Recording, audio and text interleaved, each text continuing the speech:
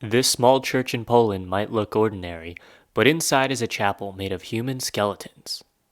It took one man 18 years to build. Why did he do it? This is the exterior of St. Bartholomew's Church in Kudowa, Poland, a rather modest, Baroque building, and not one that immediately stands out as anything unusual. But upon closer inspection, the decorative relief and the carving on the keystone above the door reveal a clue to as what lies within. A chapel decorated with 3,000 skulls and thousands more bones, with 21,000 skeletons interred below. They were collected, cleaned, and arranged by the priest Václav Tomasek over the course of 18 years, from 1776 to 1794. The region had been ravaged by war, disease, and famine. The 30 Years' War starting in 1618, the Silesian Wars in 1740, the 7 Years' War in 1756, and countless more minor conflicts, along with cholera epidemics, other plagues, and famine that had killed thousands. People died quickly, without proper burial, and so the region was filled with mass graves. So Tomasek traveled this region to rediscover these mass graves. He collected the bones and used them to decorate St. Bartholomew's. He gathered so many skeletons that most were simply interred beneath the church. And so Tomasek's skull chapel of St. Bartholomew's is an ossuary, a place for the collection and storage of bones.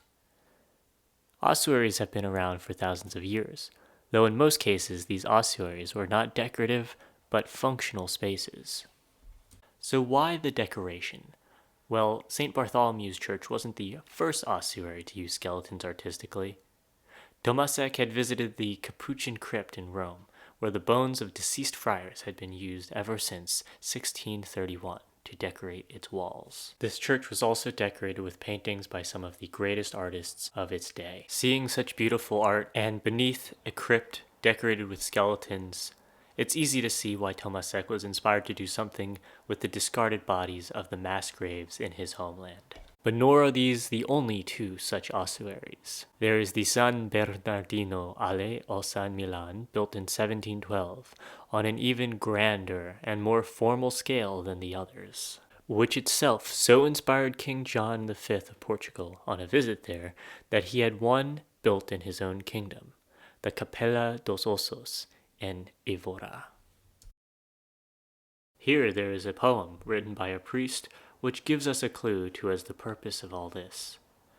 Recall how many have passed from this world.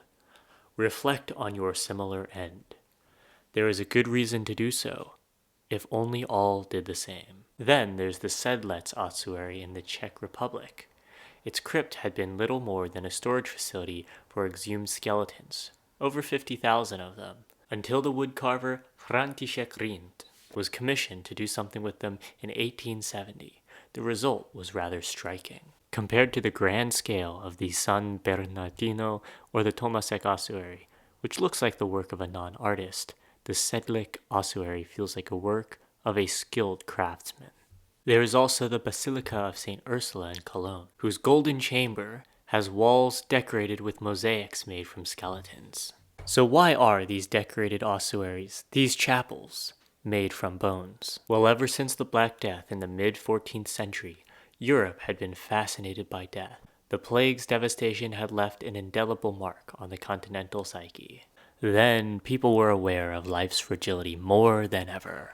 In the early 1400s, the Ars Moriendi, the Art of Dying, was published, a literal guide to dying well, complete with suggested questions, recommended behavior, consolations, and illustrations. This fascination with mortality entered art and became known as the danse macabre, walking a fine line between dark humor and morbidity. Motifs of death, memento mori, permeated European art for centuries, whether as skulls, tomb sculptures of decaying corpses, or more symbolic, like an hourglass. Seen in this way, Tomasek's 18-year labor makes more sense.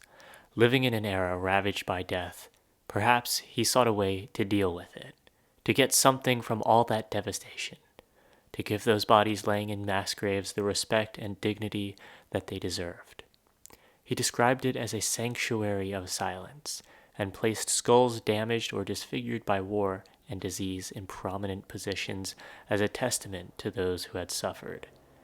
And for the living, it's a message of absolute clarity and offers a striking window into the art, religion, and social conditions of the past.